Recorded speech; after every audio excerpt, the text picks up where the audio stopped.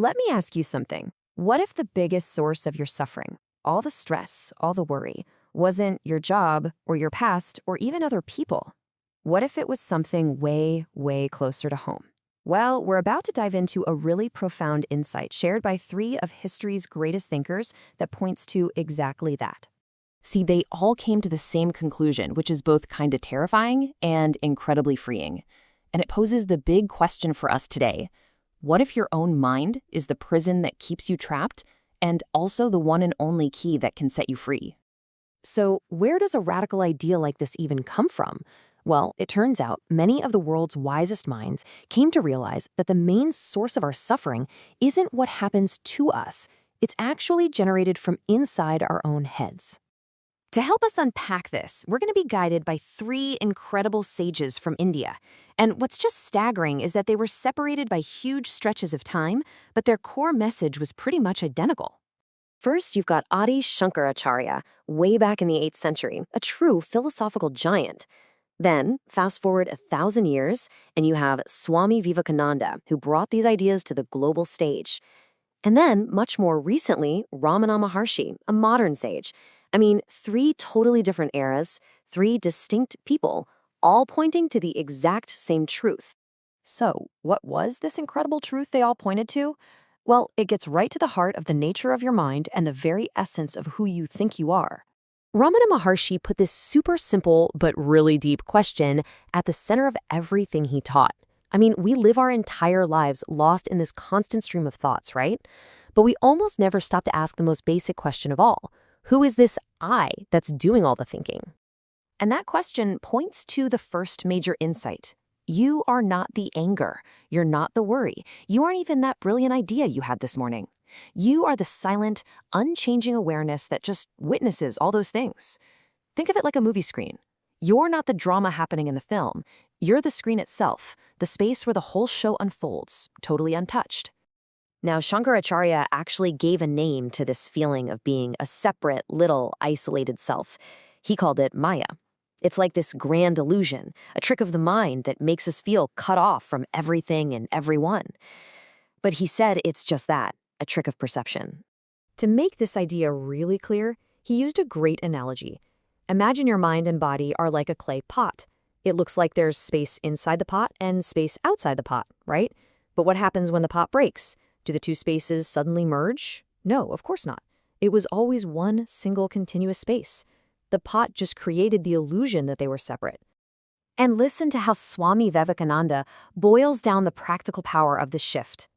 Your identity isn't some fixed thing. It's a story you're telling yourself, moment by moment. If you believe you're limited, you make yourself limited. But the moment you realize your true nature is this boundless awareness, well, that divinity starts to shine through. Okay, so this leads us to the next key teaching, and honestly, this one can be a little tough because it goes right after the story each of us calls me or I, our ego. Just think about this for a second. When you're in a deep, dreamless sleep, what happens? Your name is gone, your job, all your anxieties, your entire life story. It all just vanishes. And yet you are still there. You still exist. You wake up feeling refreshed. This is proof that your fundamental existence doesn't need that ego story at all. All right, so this is all fascinating, mind-bending philosophy, but how do we actually experience this for ourselves? How do we find that key to unlock the prison? Well, the great thing is the sages didn't just point out the problem, they gave us clear, practical methods to solve it. You know, most of us spend our entire lives chasing things outside of ourselves. More money, better status, the perfect relationship, hoping those things will finally bring us lasting happiness. But they never really do they? The sages all agreed. The only place to find what you're truly looking for is to turn your attention inward. So each sage offered a distinct path. Ramana Maharshi gave us self-inquiry, using that powerful question, who am I, to trace every thought back to its source. Shankaracharya taught discrimination, or neti-neti, which means not this, not this. You basically negate everything you are not until only the truth remains. And Vivekananda championed selfless service, a path where you dissolve the ego by focusing completely on helping others. Okay, now let's bring all of this home. how does any of this ancient wisdom actually apply to the stress of a deadline, a tough conversation, or just a totally chaotic Monday morning in our modern world? Think about it like this. Every single moment of anxiety you feel is caused by believing a thought about a future that hasn't even happened yet. And every moment of regret, that comes from believing a thought about a past that's already gone. The sages teach us that real freedom is found when you recognize that only this present moment of awareness is actually real. And the practice itself can be incredibly simple. You don't have to fight your thoughts or try to stop them. You just have to notice them. So when a worried thought pops up, instead of getting swept away in its story, you just step back and notice, there's a thought of worry. In that tiny little gap between you and the thought, that's where you're free. This quote clarifies such a common mistake we all make. See, the search for happiness isn't the problem at all. The problem is where we're looking for it. We're searching for it in our circumstances, when it is, and always has been, our very nature.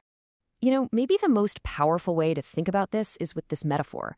Your thoughts, your emotions, your life events, they're like weather patterns. Storms, clouds, sunshine, constantly changing.